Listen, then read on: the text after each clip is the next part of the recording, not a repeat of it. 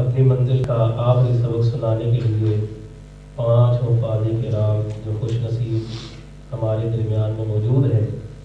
अल्लाह रब्बुल इज़्ज़त से दुआ है अल्लाह रब्बुल इज़्ज़त इन्हें याद रखने और इन पे अमल करने की तौफीक अता फरमाए। सबसे पहले मैं अपनी मंजिल का आखिरी सबक सुनाने के लिए दावत देता हूँ हाफिज़ मोहम्मद अरहम।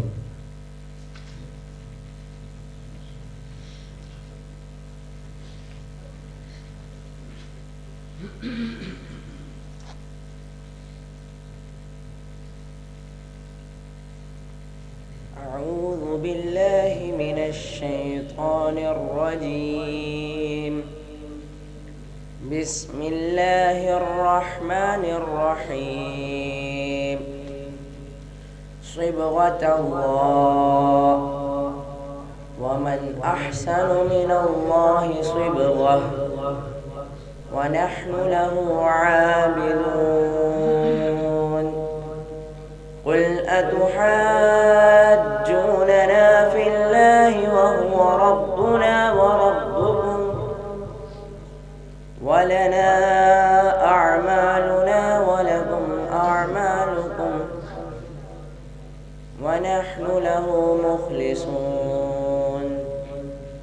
أم تقولون إن إبراهيم وإسماعيل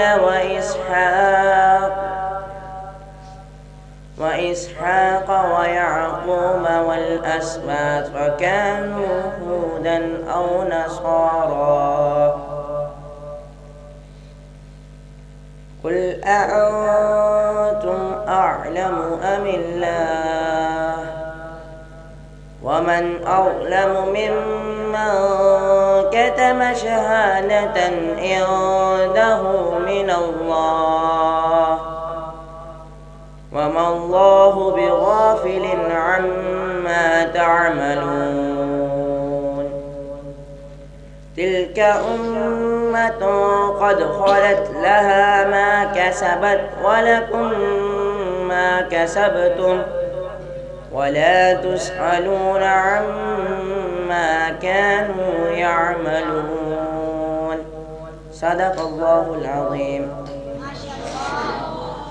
माशाअल्लाह।